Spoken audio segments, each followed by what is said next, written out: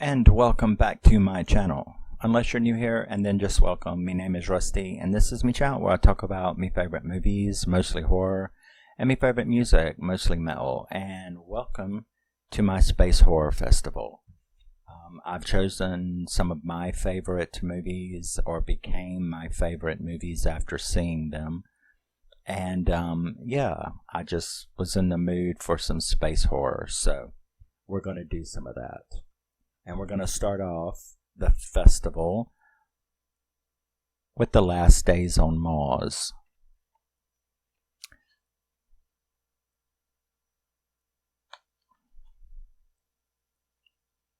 Now, The Last Days on Mars was released in 2013. It is rated R with a runtime of 1 hour and 38 minutes. It stars Liev Schreiber, Elias Koteas, and Romola Garai. Let's say Romola Garai. Let's say that. So yes, this movie was released in 2024.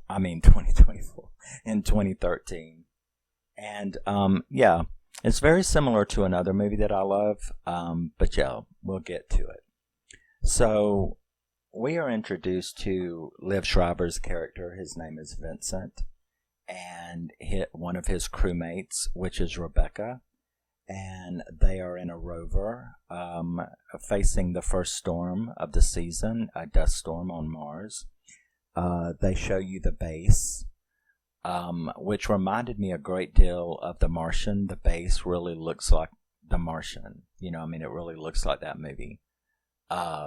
So it's kind of set up that way. And we are introduced, we find out from their conversation that they are right at the end of a 6-month mission, that they are the transport will be arriving in about 20 hours. So they're down to their last day there.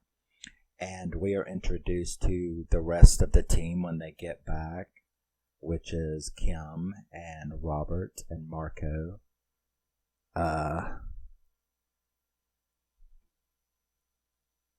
Lauren. Yes. So that's the rest of the team. And they get back. Everybody.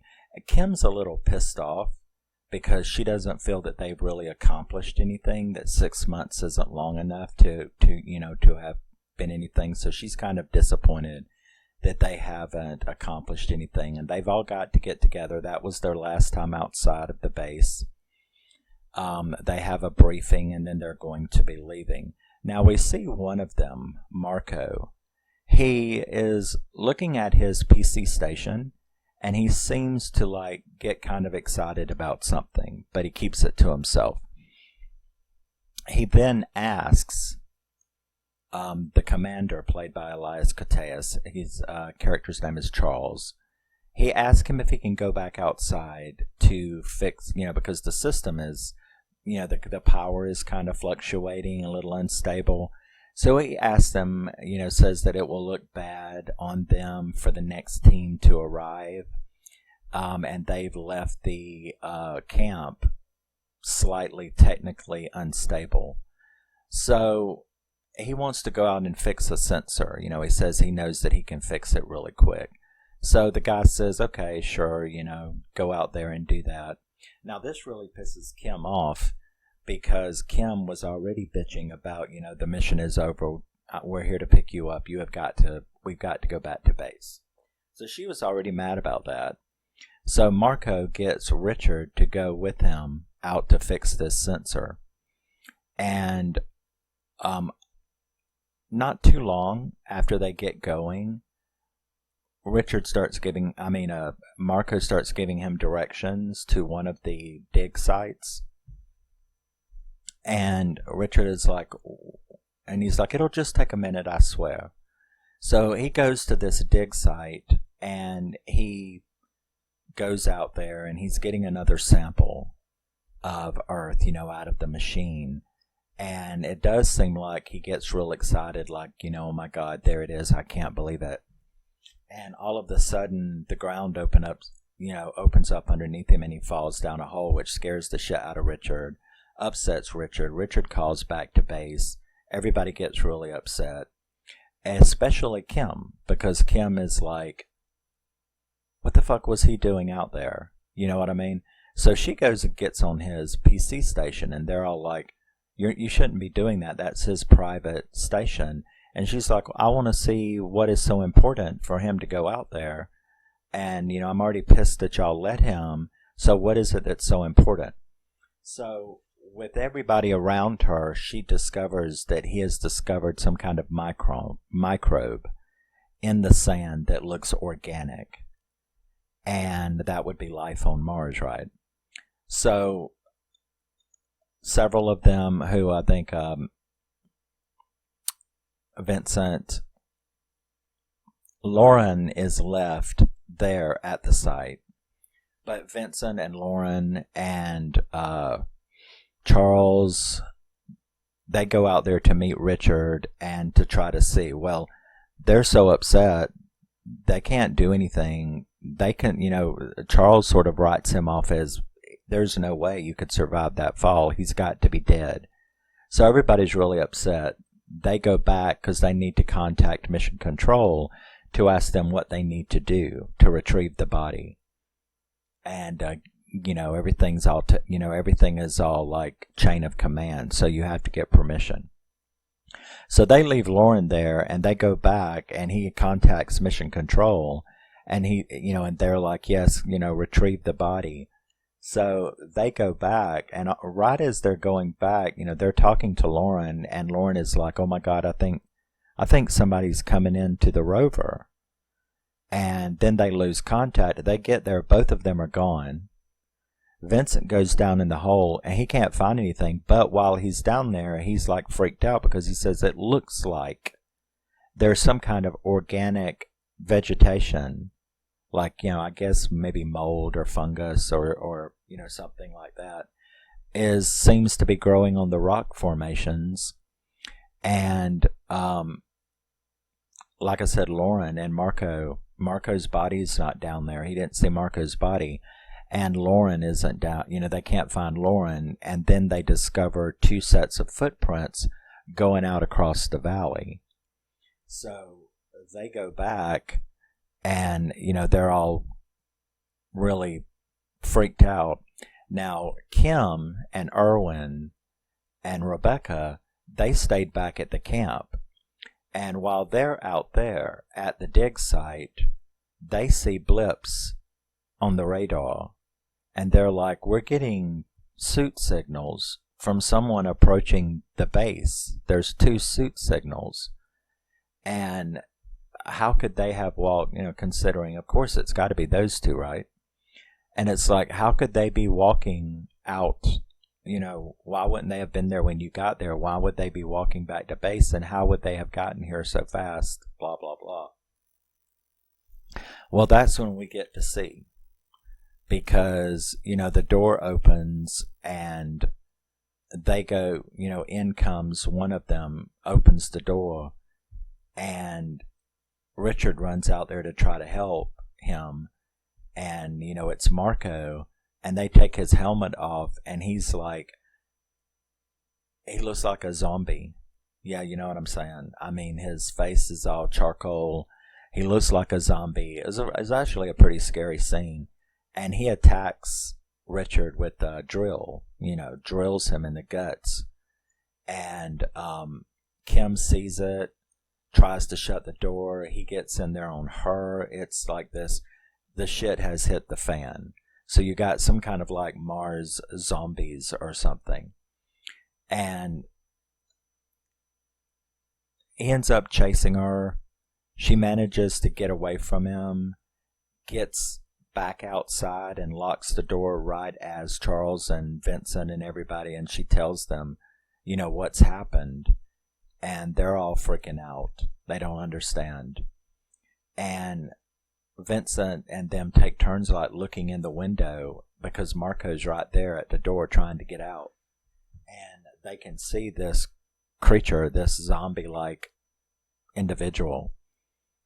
And he starts trying to get out the door, and they're like, they don't know what to do, so they all like run to the hydroponics bay building, where they try to help Charles, who had been attacked by one of them, Lauren or Marco. So they go running back to this hydroponics bay, and you can see that his wound looks really weird. And Kim, like I said, Kim is the one that's been the bitch of the movie. She has been the one that seems to know what's going on. And she's like, there should be more blood. I don't understand why the wound looks so bad when there's not that much blood. And she immediately starts suspecting that he has been infected. That this thing is some kind of infection. And that's what that bacterium that Marco had discovered was. So the captain dies. Charles dies right there on the table. And right before he does die, though, he had like grabbed Erwin around the throat and like tried to throttle him, because you could tell he was turning, you know. And when he did die, she immediately grabbed like strong ties and started like tying his legs and hands to the table and stuff. And everybody was like jumping on her like, he's dead. What are you doing that for? She seemed to be like the only one to go, are you fucking crazy? Are you stupid? Don't you see what's going on here? And he does revive, and he does start trying to get up.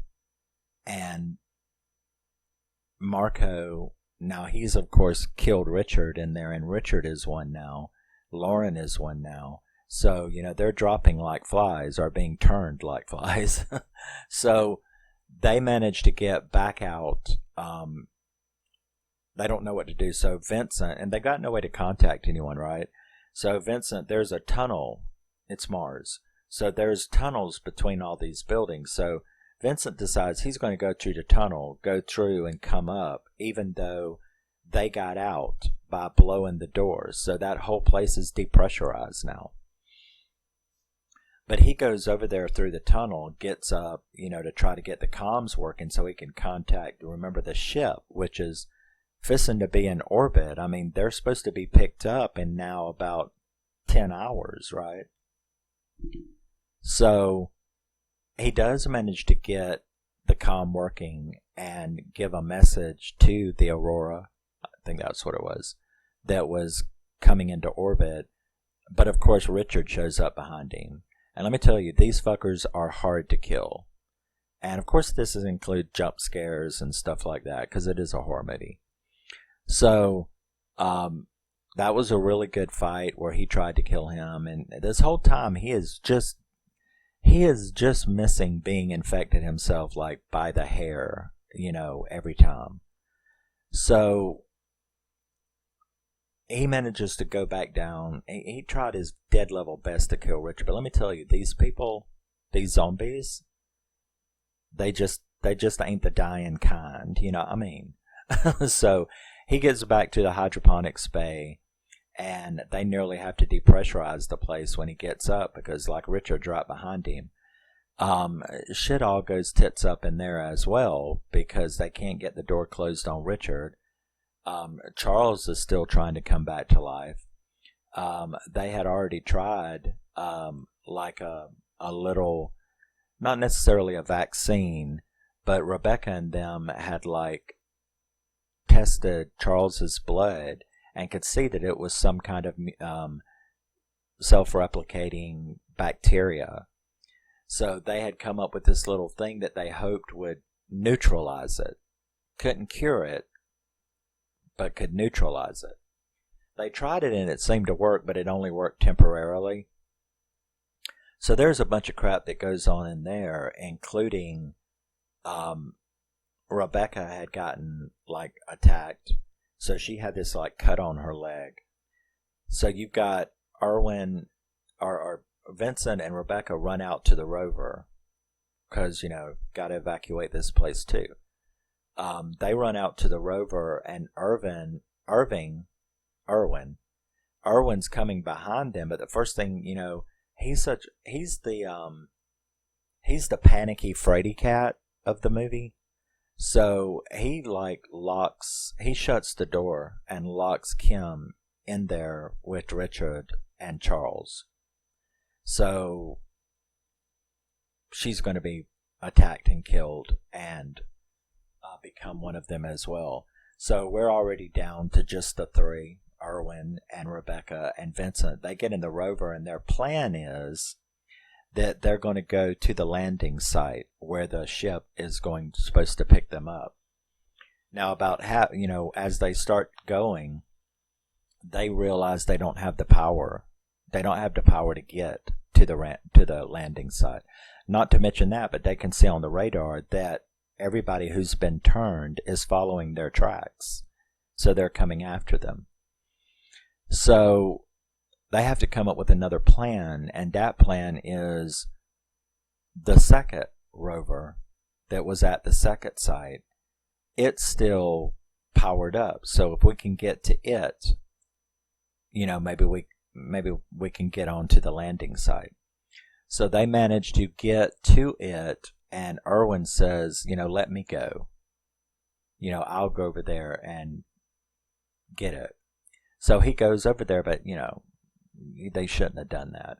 Because, of course, when he gets over there, because he had already made, little comments about how they should leave Rebecca behind because she's possibly infected from that cut.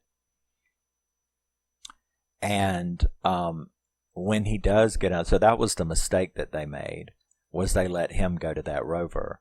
Because, of course, once he got into the rover and he got it working, you can imagine the first thing he did was get on the comms, and he told Vincent, I'm sorry to tell you this, but I'm not letting you in with her. You can come in, but I'm not letting you've got to leave her. So Vincent, he gets tired of it. He runs out there to try to get into the rover, and Erwin just takes off, leaving them stranded. So what the fuck are they going to do? Because here comes the zombies, right? So they end up coming up with a secondary plan, which is, we'll go to the dust storm. We'll go through this dust storm, and it will hide our tracks. And then when sunrise comes up, as soon as the rover powers up from the solar panels, we can make it onto the landing site. And I'm thinking to myself, I'm like, well, what about that Erwin asshole? What's he up to? What's he going to do? Don't you think he's out there doing something? So, they do kind of fall asleep. When the power runs out, they fall asleep, him and Rebecca. And he wakes up, it's sunlight now, and he looks around, but she's gone, and he can see her tracks in the sand. So the rover hasn't had time to power up, but he still takes off after her. He's when he finds her, he's hollering at her to stop, and you can tell from her voice that she's turning. So he gets out and he runs after her. When the rover dies again, he runs after her, because she had gotten a pretty long way. But then again, you know how zombies can march. So she had gotten a pretty long way, and then that's when he got to her, and she's crying and she's carrying on. She knows that she's turning. You can see it on her face that she's turning. And then that's when she pulled her helmet off, killed herself, right? So she topped herself, which wasn't going to be any help, because the bacteria, you're just going to turn into a zombie if you top yourself. And that's exactly what happened. He was all upset. I think he was in love with her or something. Thankfully, they didn't really dive into that too much. But, so he ends up having bash her skull in, to keep her from being a zombie. Well, she already turned into a zombie, but you know what I'm saying. He wanted to put her out of her misery, and the only way to put them out of their misery is to, take it all the way. So he ends up running to the landing spot because they had gotten a little closer. And then he's hearing them. When he runs back to the rover, it's charged up enough. He goes taking off to the lander. When he gets close enough, he starts hearing them chatter, and he sees them landing right over there. And they don't know anything that's going on because he hasn't been able to tell them, right? So he's trying to get a hold of them. He can't make contact with them, but he's hearing them talk amongst themselves about how I see 2 signals down there. There's people down there. He hears them open the door. He hears them go outside. He hears them being attacked and killed. He's trying his best. He even jumps out and starts running because the rover's running out again. He then manages to get up there, and he sees one of the zombies eating one of the people, and everybody that was in there is dead. From the lander. I guess they had all ran out. So he goes on up into the lander, and then when he gets to the front, there's someone sitting there. And when he gets close enough to it, it turns around, and it's Erwin. So he had already gotten there, and he, helped them kill everybody, I guess. Now, he wasn't a full zombie. He was pretty much there. And his hands had stopped working, and he couldn't. He was trying to lift off, and Vincent is like, I can't let this get back to Earth, you know what I'm saying? So they end up in this big, huge fight, which was really good. And during it, though, Erwin did manage to blast off into orbit. So they're fighting the whole way up there, including the G-forces. So it's a pretty whacked out fight, and Vincent ends up holding him by the head and smashing his face in with his helmet. Now he had been stabbed. Erwin did manage to stab through the helmet, and it nicked his cheek. At first I thought he was stabbed right in the face, and I'm like, oh shit, but it wasn't. So they have this big huge fight. He ends up ejecting, because now they're in orbit. So he ends up ejecting Erwin's body and everything into space. And he doesn't have, because Erwin blew it all. He didn't lift off correctly. They were fighting and shit. So they burnt up most of their fuel getting into orbit.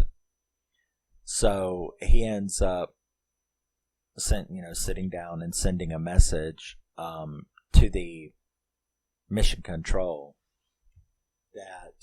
and what I didn't understand was, why didn't they leave someone back on the Aurora when the lander came down? But again, I guess you're limited as to how many people you can take out there on a mission. But so he didn't have enough to get back to the mothership fuel. So he called them and he told them, look, this is what happened. And he told them everything that happened. And then he said, I am in a completely stable orbit, and all of the supplies that were brought for the second team to live for 6 months on Mars is here on the ship. So I can survive here long enough for y'all to send somebody to me to rescue me. However, there is a slight possibility. There is a possibility that I too have been infected, from getting stabbed in the cheek with that guy by Erwin. So he's like, so either way, by the time you get here, we'll know. And if I start turning, because they got, you have time between when you've been infected and when you turn, and you definitely know when you're turning. So, as was shown in the movie. So, he was like, if I start turning, I am going to aim the ship into the atmosphere and burn myself up. So, that's the situation. Send someone to rescue. if I'm here, I'll be here. If I'm not infected, I'll be here. If I am infected, then I'm going to burn the ship up in the atmosphere. And then the movie ends with you seeing the ship, and I kept waiting. I'm like, are we going to see it dip towards the atmosphere and then we'll know? Or are they just going to leave you? And they did leave you. They left you like going, okay. So, I don't know if he was infected or not. But when the credits rolled, the ship is still just calmly in orbit. So I guess you're left to try to figure out what you believe or what you think is going to happen. Whether he was infected or not. It's just left up, I guess, for you to make up your own mind. So I gave this movie a 7.5 out of 10. I really had a good time with this movie. This was a first time watch for me. I had never seen this movie before. So I really enjoyed it. All through it, though, the reason that I bought it, well, first of all, I pretty much buy any horror movie that looks good. I like Liev Schreiber. But when I read about the premise, it reminded me so much of the Christian Slater movie called Stranded. And it turns out, they weren't on Mars, though. Were they on Mars? No, they were on the moon. But this movie shares a great deal of plot line. Or maybe it was Mars. I'd have to go back and look. But this movie shares a great deal of plot line with Stranded. Now, enough that you could actually compare them. And when I compare them, I have to say that because Stranded is a very underrated movie. Stranded is gory. So this was a little... But the tone was lower in this than Stranded. Stranded was a lot more horror than this movie. This movie was a lot more sci-fi than Stranded, and Stranded was a lot more horror. Of the two, I would choose Stranded. Stranded was the more exciting movie. This was like a higher budget, bigger names, a little bit more sci-fi, a little bit more action rather than action horror. This was more like sci-fi action horror. Yeah, I mean, you have to judge it for yourself. How much of what percentage it is. But I will say that I like Stranded. If I have to choose between these two, which thankfully, since I am a collector and they're all mine and they belong to me, I don't have to choose. I can watch them both. I love this movie, but if I have to choose which one I enjoyed better, it would be Stranded. So if you've never seen Christian Slater's Stranded, you really should. It's very underrated. It's a lot more horror than this. But yeah, I love it. And I love this movie. I love both of those movies. So that's it. Day one of space horror, space thriller, space festival is The Last Days on Mars, starring Liev Schreiber from 2013. And I will see you in the next one. Day 2. Love you, miss you, bye. Always remember and never forget, you're a very special person, no matter what anybody tells you. And I will see you in the next one. Bye-bye.